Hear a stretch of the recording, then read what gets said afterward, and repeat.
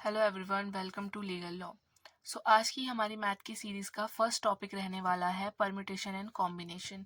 तो इसके हम जितने भी फॉर्मूलेज हो सकते हैं और जिस टाइप के क्वेश्चन हो सकते हैं वो सब हम इस वीडियो में कवर कर लेंगे। तो इस वीडियो को एंड तक ज़रूर देखना, ठीक है। इसके बाद आपका ये वाला टॉपिक एकदम क्लियर हो जाएगा और इसमें से एग्ज़ाम में प्रीवियस ईयर के अकॉर्डिंग एक क्वेश्चन आता ही है। मतलब हर बार एक क्वेश्चन इसमें से PYQ के अकॉर्डिंग देखा गया है, ठीक है। और 4 मार्क्स तो आपके यहाँ से मतलब कवर हो जाएंगे अगर आप इसे अच्छे से पढ़ लेते हैं तो, ठीक है। तो स्टार्ट करते हैं।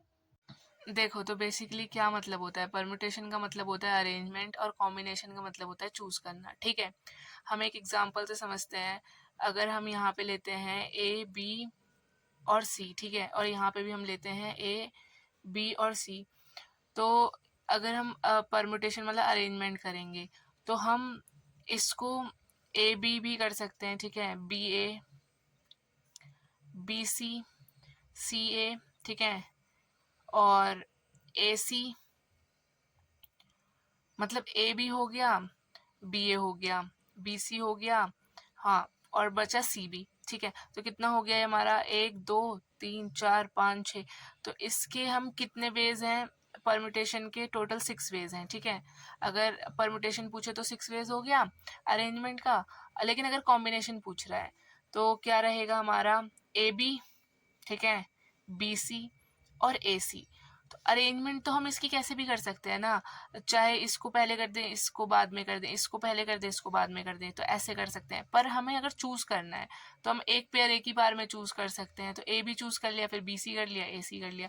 तो अगर कॉम्बिनेशन हो तो इसके 3 वेज हैं, ठीक है, चूज करने के। देखो, अब तुम इसकी एक टेबल समझो, ठीक है। ये है ऑब्जेक्ट्स, ये है चूजिंग और ये है रिप्रेजेंटेशन। अभी मैं समझाती हूँ इसका क्या मतलब हुआ। मतलब हमें 10 ऑब्जेक्ट्स हैं, ठीक है। उसमें से हमें कोई 2 चीजें चूज करनी है, ठीक है। और तो हम उसे कैसे कर सकते हैं, तो इसको एक लिखने का तरीका होता है 10C2। तो C का मतलब चूज हो गया, ठीक है। मतलब हमें 10, इसका मतलब हुआ हमें 10 में से दो दो वेज चूज करने हैं। ऐसे ही 7 में से 2 तो 7C2, ठीक है। फिर हम देखते हैं n ऑब्जेक्ट रहेंगे और उसमें से R चूज करने होंगे तो NCR लिखा जाएगा। पर अगर n ऑब्जेक्ट रहेंगे उसमें से n ही चूज करना होगा, NCN इक्वल 1। इसको मैं समझाती हूँ इसका क्या मतलब हुआ। देखो, हमने देखा कि NCN इक्वल 1 है, ठीक है। तो इसका क्या मतलब हुआ है कि n ऑब्जेक्ट में से हमने n चूज करा तो उसका आंसर 1 ही आएगा, ठीक है, उसका 1 वे ही होगा। तो इसको हम एक एग्जाम्पल से देखते हैं कि अगर हमें 5, ठीक है, 5 हमें मेंस दिए हैं, ठीक है, 5 लोग हैं एक टीम में। उसमें से हमें अगर 5 ही चूज करने को बोले हैं, ठीक है, 5 मेन है या 5 स्पोर्ट्स प्लेयर हैं, उसमें से 5 ही चूज करने हैं, तो उसका कितना वेज होगा। हमने पांचों को बुला लिया तो एक ही वे होगा ना, ठीक है। अगर ऐसा होता कि 10 लोग होते, उसमें से हमें 2 चूज करने होते, तो फिर हम देखते ना कि 10 को 2, मतलब 10 में से 2 कैसे चूज होंगे, ठीक है। उसके लिए हम इसे सॉल्व करते, जो कि अभी अभी आगे देखेंगे। पर अगर आपको n ऑब्जेक्ट में से n ही चूज करना होगा तो उसका सिर्फ 1 वे ही होगा, ठीक है। तो ये आपके आगे के लिए काम आएगा अगर इसमें से कोई डायरेक्ट क्वेश्चन आ जाता है। तो एक चीज आप ये लिख देना कि n ऑब्जेक्ट में अगर n चूज करने होंगे तो 1 वे ही होगा उसको चूज करने का, ठीक है। फिर देखो, अब हमें यहाँ पे तो 3 ही चीजें थी, ठीक है। 3 में से एक चूज करना था, 2 चूज करना था, तो हमने इजीली ऐसे चूज कर लिया। पर मान लो ऐसा हो कि हमें 100 चीजें दे दी हैं, ठीक है, उसमें से हमें 93 चीजें चूज करनी है। तो इतना तो हम नहीं बना सकते ना, इतना बहुत हमारे लिए हेक्टिक हो जाएगा, ठीक है। तो ऐसे के लिए हमारा क्या फॉर्मूला है, जैसे अब ये था 100 में से हमें 93 चूज करने थे, ठीक है। तो ये हमारा n हो गया, ये हमारा r हो गया। तो इसके लिए हमारा एक फॉर्मूला होता है NCN-R। इसका मतलब है कि जैसे हम इसको इसी को एग्जांपल ले लेते हैं, तो ये है हमारा 100 फिर 93, ठीक है। तो हम इसे कैसे लिख सकते हैं, 100 फिर 100 माइनस 93, ठीक है। तो 100 में से अगर हम 93 माइनस करेंगे तो हमारा 7 बचेगा। तो अब जो जो इसका आंसर आएगा, ठीक है, जो इसको सॉल्व करके आंसर आएगा वही सेम आंसर इसको सॉल्व करके आएगा। तो अपनी कैलकुलेशन को इजी बनाने के लिए हम इस फॉर्मूले को याद रखेंगे, ठीक है। अगर हमें NCR दिया होगा, जैसे कोई भी बड़ी डिजिट है, हमने ये लिया 100 में से 93 चूज करने हैं, तो हमने इसको शॉर्ट में कर लिया कि 100 में से 7 कॉम्बिनेशन हमें चूज करने हैं, ठीक है। तो जो इसको सॉल्व करके आंसर होगा ना, वही इसको सॉल्व करके आंसर होगा। तो हमें क्या याद रखना है, हमें याद रखना है ये वाला फॉर्मूला, NCR इक्वल है NC(n-r) के, ठीक है। ये फॉर्मूला आप याद रखना। ये जो फॉर्मूलेज मैं बता रही हूँ ना इसमें, ये इम्पोर्टेंट है और ये आपको याद रखने ही रखने हैं, ठीक है। और आप रिवाइज कर लेना, इतना कुछ हार्ड नहीं है इसमें, आराम से हो जाएगा। और एक ये याद रख लेना कि NCN मतलब n ऑब्जेक्ट में से n ऑब्जेक्ट चूज करने हैं तो 1 ही बचेगा, ठीक है। इसका एग्जांपल दिया था मैंने कि 5 मैन में से अगर 5 मैन ही चूज करने हैं तो एक ही वे है उसका। तो ये देख लेना, अभी हमने यही दोनों डिस्कस करा है। फिर हम अपना नेक्स्ट देखते हैं। देखो अब हम इसका एक क्वेश्चन डिस्कस करते हैं, जो कि पूछा जाता है एग्जाम में। कोई भी वर्ड अगर जैसे आएगा तो उसे कितने टाइप से हम अरेंज कर सकते हैं। हमने जैसे यहाँ पे ही देखा था ना, हमने ये वेज बनाए थे इसके, हमने ऐसे लिख लिख के देखा था, पर हमें ऐसा ना लिखना पड़े एग्जाम में, क्योंकि हमारे पास इतना टाइम नहीं रहेगा ना। हम ऐसे सॉल्व करेंगे, कर भी सकते हैं अगर ज़्यादा टाइम हो तो, पर इसकी शॉर्टकट अगर हमें देखना है तो हम देखते हैं। इसको ऐसे फैक्टोरियल में लिखेंगे, ठीक है। जैसे यहाँ पे A, B और C है, तो A की कितना है 1, 2 और 3, ठीक है। तो तीन हो गया, तो हमें 3 का फैक्टोरियल करना है। अब वो हम फैक्टोरियल कैसे करेंगे मैं आपको सॉल्व करके दिखाती हूँ।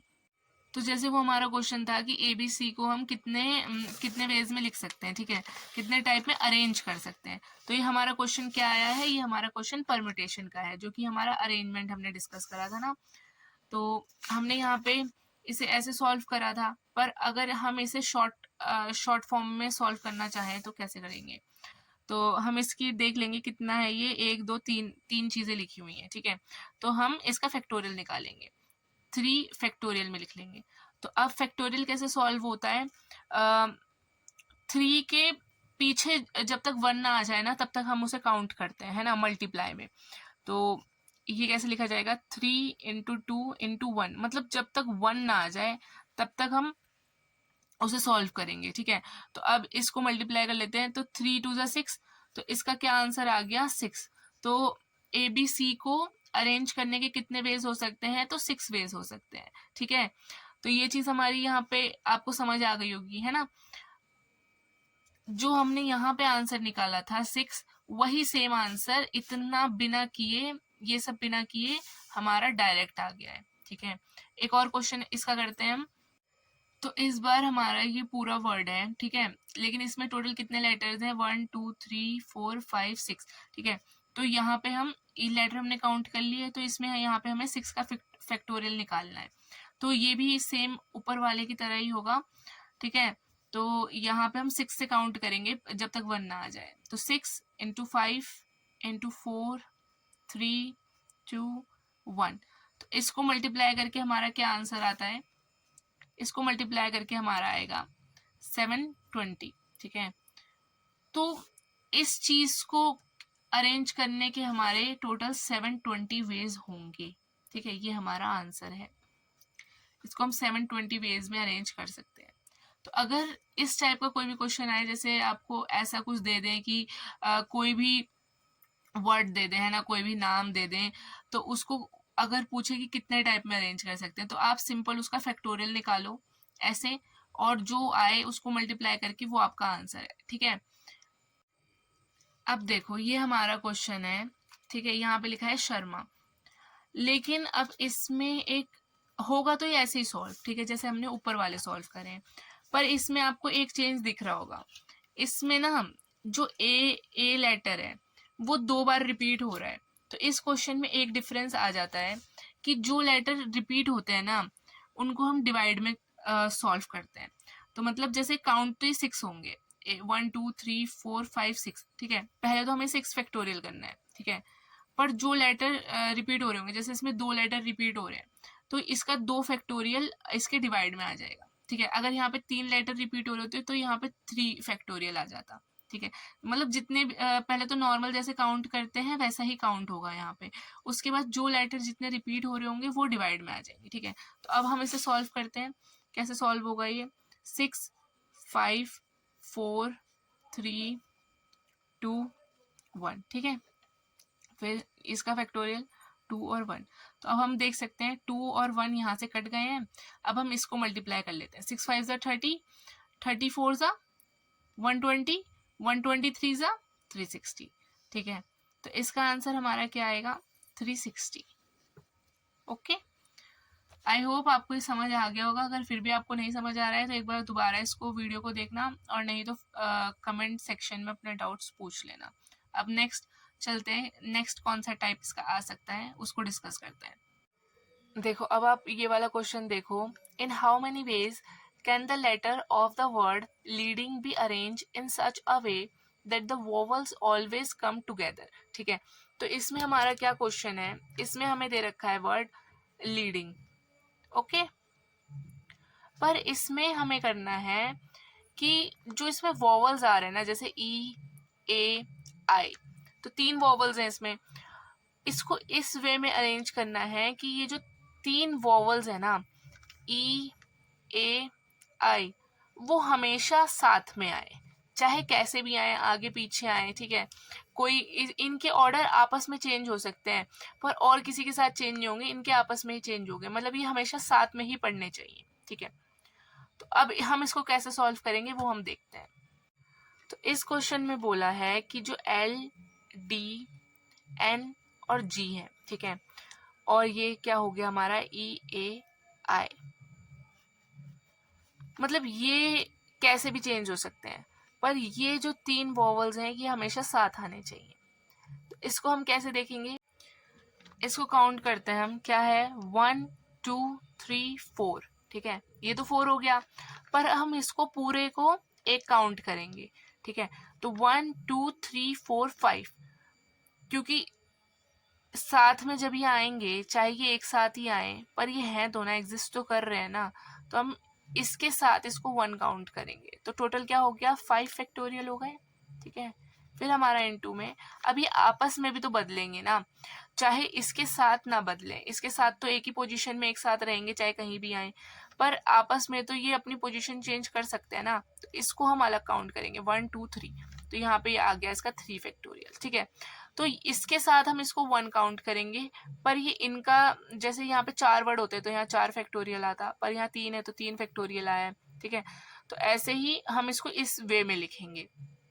तो अब ये सॉल्व कैसे होगा? ये होगा 5 4 3 2 1, फिर 3 और 2, फिर 1। ठीक है, तो हमने इसको खोल लिया, 5 को खोला 1 तक, फिर 3 को खोला 1 तक। ठीक है, तो हमारा इसका क्या आंसर आया है? इसको सॉल्व करके हमारा आंसर आया 720।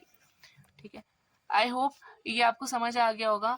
ठीक है, कि ये कैसे सॉल्व होगा, और फिर भी नहीं आया तो एक बार आप इसको रिपीट पे देखना, आपको समझ आ जाएगा। हमने यहाँ पे इन सबको अलग अलग काउंट करा है, पर इसको एक 1 यूनिट काउंट करा है, पर फिर ये बाद में आपस में चेंज होंगे, तो हमने इनके फैक्टोरियल को अलग काउंट करा है। ठीक है, फिर इन दोनों को मिक्स कर दिया है, क्योंकि रहेंगे तो ये साथ ही ना, है तो पूरा लीडिंग वर्ड, बस वोवल साथ आने। ठीक है, लेकिन अब ये तो इस क्वेश्चन के अकॉर्डिंग हमने सॉल्व कर दिया कि किस टाइप से अरेंज करें कि वोवल हमेशा साथ आए और कितने वेज में हो सकता है। ठीक है, पर अगर हम इसको नॉर्मल, जैसे हमने ये क्वेश्चन सॉल्व करे हैं, अगर हम इसको ऐसे सॉल्व करते तो ये लीडिंग वर्ड कितने वेज से अरेंज हो सकता था, ये आंसर कमेंट सेक्शन में बताना। ठीक है, देखो अब हमारा ये नेक्स्ट वर्ड है कॉर्पोरेशन। इसमें भी हमें सेम चीज करनी है कि इसको किस वे में अरेंज करें कि इसके वोवल साथ में आए। ठीक है, पर इसमें आप देख रहे हो बहुत सारे लेटर रिपीट भी हो रहे हैं, तो इसका आंसर कमेंट्स में बताना, पर मैं सॉल्व करके भी बता रही हूँ आपको। ठीक है, तो हम इसमें देखते हैं, पहले हम इसके वोवल्स अलग कर लेते हैं। वोवल क्या है? ओ, ओ, ए, आई, ओ। ठीक है, तो टोटल कितने ओ आ रहे हैं? 1 2 3, फिर आ रहा है ए और आई, तो हम इसको कैसे लिखेंगे? ओ ओ ओ ए आई। ठीक है, तो ये हमारे इतने वॉवल्स हो गए। फिर हमारे क्या वर्ड्स बचते हैं? सी बचता है, R, P, R, T, n, ठीक है, यही हो रहा है ना। तो हम इसको अब कैसे सॉल्व करेंगे वो देखो, मैंने आपको बता दिया कि जब रिपीट होता है तो क्या होता है। तो वैसे तो आप इसे सॉल्व कर सकते हो इजीली। हम देखते हैं 1 2 3 4 5 6 और ये एक 7, ये पूरी एक यूनिट है, ठीक है। तो यहाँ पे ये 7 फैक्टोरियल होगा, पर इसमें क्या क्या रिपीट हो रहा है, इसमें r 2 बार रिपीट हो रहा है, ठीक है, और तो इसमें कुछ रिपीट नहीं हो रहा ना, तो इसका 2 फैक्टोरियल होगा, फिर ये इनटू में जाएगा, ठीक है। फिर यहाँ पे 1 2 3 4 5, इसके 5 फैक्टोरियल होंगे, पर इसमें o 3 बार रिपीट हो रहा है तो 3 फैक्टोरियल यहाँ होगा, ठीक है। अब हम इसको खोल के लिखेंगे, तो हम देखते हैं हमारा क्या आंसर आएगा। 7 6 5 4 3 2 1 ठीक है। फिर हमारा 5 4 3 2 1 3 2 1, तो ये हमारा 3 2 1 कट गया, 2 1 कट गया। तो अब जो हमारा ये बच रहा है, इसको हम कैसे सॉल्व करेंगे, ठीक है। तो अब इन सब की इनटू करके हमारा क्या आंसर आएगा वो देखो, 5 0 4 0 0। तो अब ये कॉर्पोरेशन अगर वॉवल्स के साथ लिखा जाए, मतलब वॉवल्स को एक साथ ही रिपीट करा जाए, तो हमारा इतने वेज में ये रह सकता है, ठीक है। तो इतना तो आपको समझ आ गया होगा। अगर इसमें से भी कुछ डाउट है तो आप कमेंट्स में पूछ सकते हैं, ठीक है। तो कुछ टाइप के क्वेश्चन आप यहाँ पे भी देख लो, ये मैं डायरेक्ट बता देती हूँ आपको कि इन how many veg the word Keshav be arrange if every word start with के, ठीक है। तो इससे क्या मतलब हुआ कि केशव कितने टाइप में अरेंज हो सकता है अगर स्टार्ट में के ही रहे। तो अगर हमें पता चल गया कि स्टार्ट में के ही रहेगा, तो के को तो हमें अरेंज नहीं करना, तो बचे कितने वर्ड, 1 2 3 4 5। इन 5 वर्ड्स को अरेंज करना है, बस ये 5 वर्ड्स ही इधर उधर घूमेंगे, के अपनी जगह पे ही रहेगा। तो हम के को काउंट नहीं करेंगे, टोटल मतलब 6 वर्ड्स हैं, पर के अपनी जगह पे फिक्स है, इसलिए हम 5 का फैक्टोरियल निकालेंगे। तो 5 का फैक्टोरियल 120 आया है, तो ये ऐसे सॉल्व हो गया। फिर सेम यहाँ पे भी होता है, यहाँ पे 2 वर्ड्स की पोजीशन फिक्स कर दी है, तो बचे 4 वर्ड्स, तो यहाँ पे 4 का फैक्टोरियल निकाला है, ठीक है। फिर आप ये देख लेना, इनको आप अपनी नोटबुक में या रफ कॉपी में जहाँ पे भी आपको सॉल्व करना है, ये क्वेश्चन मैंने इसलिए दिखाए हैं कि आप ये सॉल्व करके खुद से देख लेना, ठीक है। बाकी किस तरह सॉल्व होंगे ये मैं आपको बता चुकी हूँ।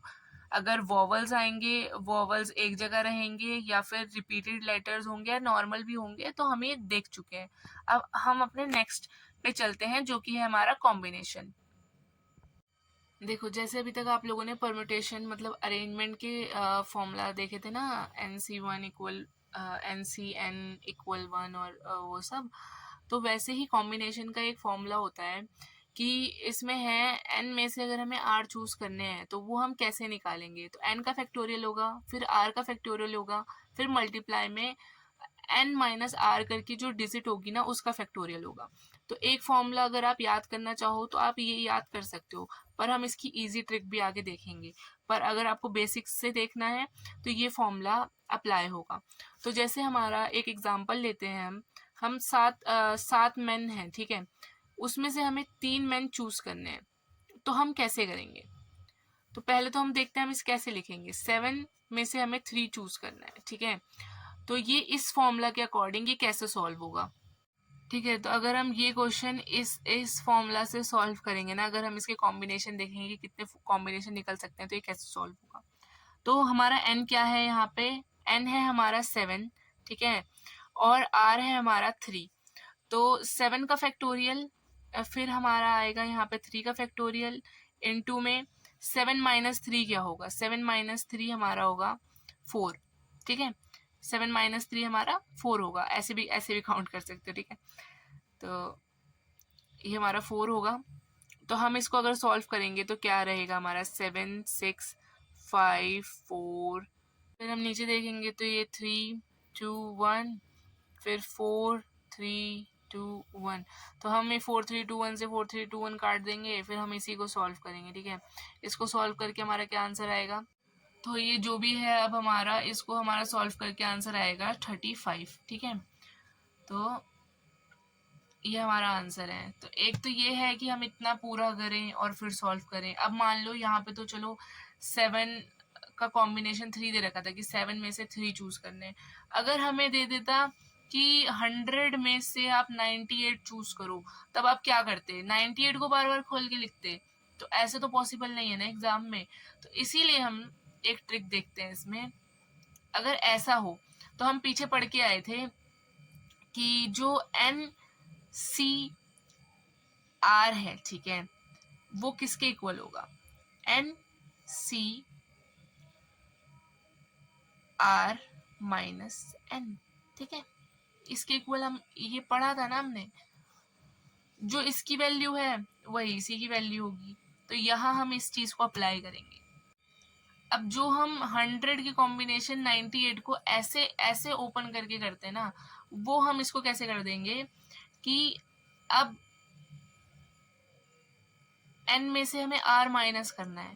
तो n हो गया 100, ये हो गया 98, तो क्या आएगा? 2 बचेगा। तो हम इसको इस फॉर्म में कैसे लिखेंगे? n हो गया हमारा 100, फिर कॉम्बिनेशन, अब इनको माइनस करके हमारा 2 आएगा। तो हम इसे ऐसे सॉल्व करेंगे। तो ये हमारे लिए ज़्यादा इजी रहेगा ना। अब ये कैसे सॉल्व होगा? अब इस ट्रिक में ना ये फैक्टोरियल में नहीं जाएगा। अब जितना यहाँ पे ये हमारा n हो गया, ठीक है, अब ये n हो गया, ये हमारा r हो गया। तो अब जितना r है ना, जैसे ये 2 है तो इसको उतनी बार खोलना है बस, इससे ज़्यादा इसको नहीं खोलना है, ठीक है। तो 100 को अगर हम 2 बार खोलेंगे, मतलब 2 फॉर्म में खोलेंगे, तो हमारा क्या रहेगा? 100 इंटू 99, ठीक है। और इसको खोलना है तो कैसे खोलेंगे? 2 इंटू 1। तो अब इसको सॉल्व करके हमारा क्या आंसर आएगा? वो आएगा हमारा आंसर। तो इसको आप ऐसे नीचे से भी काट सकते हो, नहीं तो मल्टीप्लाई करके फिर काट सकते हो। तो इसका आंसर हमारा आएगा 4950, ठीक है। तो एक बार मैं फिर से समझा देती हूँ अगर किसी को कंफ्यूजिंग लगा तो। देखो, एक तो कॉम्बिनेशन को सॉल्व करने का ये पूरा फॉर्मूला होता है, ठीक है। n का फैक्टोरियल, फिर r का फैक्टोरियल, फिर n माइनस r में से जो बचेगा ना उसका फैक्टोरियल होता है, ठीक है। तो अब हम इसको, अगर छोटी डिजिट्स होंगी तो हम इसको ऐसे कर सकते हैं, ठीक है, इजीली। पर अगर मान लो ऐसी बड़ी डिजिट आ गए, 100 का मतलब 100 में से 98 का कॉम्बिनेशन निकालना है, तो आप इतना सॉल्व कैसे कर लोगे यार? पॉसिबल ही नहीं है ना। तो इसीलिए हमारा एक जो हमने पीछे पढ़ा था कि NCR इक्वल होता है NC और फिर इसका जो डिफरेंस होता है, ठीक है। मतलब जो आंसर इसका आएगा वही आंसर इसका आएगा। तो हम इस चीज को इस फॉर्म में कैसे लिखेंगे? हमने लिखा 100, ये हमारा n था, फिर 100 माइनस 98 कितना हो गया? 2 हो गया, ये हमारा r आ गया। इसमें क्या होता है? इसमें 100 को हमें सिर्फ जो यहाँ पे कॉम्बिनेशन आ रहा है ना माइनस करके, सिर्फ उतनी बार खोलना है। तो हमने इसको ओपन करा 100 इंटू 99, और फिर 2 को जब तक मतलब 2 का फैक्टोरियल कर लेना है। तो 100 इंटू 99, फिर 2 का फैक्टोरियल हो गया, फिर जो इसको मतलब काट के आ गया, मल्टीप्लाई करके आ गया, वो हमारा आंसर होता है, ठीक है।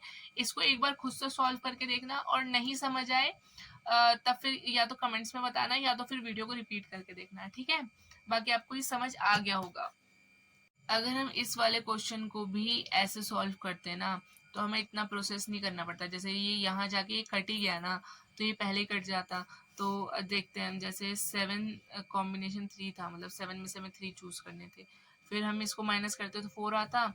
तो ये क्या बना? 7 कॉम्बिनेशन 4 बना। तो हमने यहाँ 7 को 4 बार खोला, 7 6 5 4, ठीक है। और 4 का फैक्टोरियल कर लिया, 4 3 2 और 1, ठीक है। तो यहाँ 4 से 4 कट गया, 3 से 2, फिर 2 से 2। तो क्या आंसर आया? 7 इंटू 5 का 35, ठीक है। और यहाँ भी हमारा क्या आंसर आया था? 35। तो इतने प्रोसेस से हम बच गए। तो एग्जाम में आप लोगों को यही वाला जो है ना, जो सॉल्यूशन बताया मैंने, इसी को अप्लाई करना। इसमें जाओगे तो आपका टाइम वेस्ट होगा। तो इसीलिए इसको ये देख लेना, ये इजी है, आपको अच्छे से समझ आ गया होगा, ठीक है। फिर हम एक दो चीजें और हैं वो हम देख लेते हैं, फिर हमारा ये चैप्टर, ये टॉपिक हमारा कंप्लीट हो जाएगा।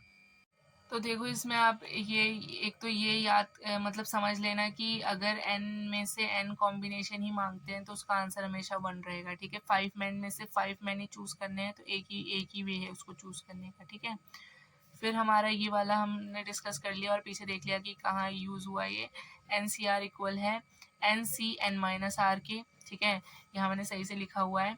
और फिर हमने इसको फैक्टोरियल करके देखा था कितने वेज में हम इसको अरेंज कर सकते हैं, ठीक है। फिर हमारा जो हमने नेक्स्ट देखा था वो हमने कॉम्बिनेशन देखा था, जिसकी हमने यहाँ पे शॉर्ट ट्रिक देख ली थी कि अगर ऐसे बड़े डिजिट हो या नॉर्मल भी डिजिट हो तो इसको माइनस करके जो आता है उतनी बार ओपन करके नीचे फैक्टोरियल हो जाता है, ठीक है।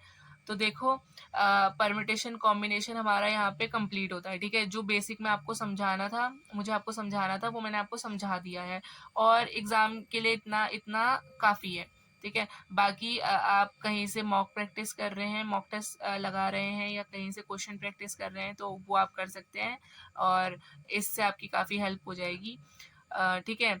और इसमें से देखो इस परमिटेशन कॉम्बिनेशन में से आपका एक क्वेश्चन हमेशा आता है, ठीक है, हमेशा। और ये चैप्टर इतना भी कुछ बड़ा नहीं था, हमने इसको मतलब काफ़ी जल्दी ही कंप्लीट कर लिया होगा, ठीक है। तो इसको आप अच्छे से कर लेना, इस चैप्टर को मत छोड़ना। एक क्वेश्चन तो आता ही आता है इसमें से, अगर आपने प्रीवियस ईयर देखे होंगे तो आपको पता होगा, ठीक है। तो बाकी ऑल द बेस्ट। अब मिलते हैं कि किसी दूसरे टॉपिक पे। आपको कौन सा टॉपिक पहले चाहिए आप कमेंट्स में भी बता सकते हैं, तो उस अकॉर्डिंग हम देख लेंगे। फिर ऐसे ही हम जैसे हमने इसको कंप्लीट करा है ना, वैसे हम दूसरे टॉपिक को भी कंप्लीट कर लेंगे, तो ऐसे वन शॉट में आपका बहुत जल्दी सब कवर हो जाएगा, ठीक है। और आपको ये वीडियो कैसी लगी वो प्लीज़ कमेंट सेक्शन में ज़रूर बताना। ये वीडियो आपके लिए हेल्पफुल थी भी या नहीं भी, वो भी कमेंट सेक्शन में बताना, तभी हम आगे कंटिन्यू करेंगे ना। नहीं तो अगर अगर आपकी इसमें कोई हेल्प नहीं हुई होगी, नहीं समझ आया होगा, तो फिर आगे वीडियोज़ नहीं बनाई जाएगी। लेकिन अगर अच्छा लगा है तो प्लीज़ कमेंट्स में ज़रूर बताना कि हाँ ये यूज़फुल है, ठीक है। तो all the best guys, see you in next video.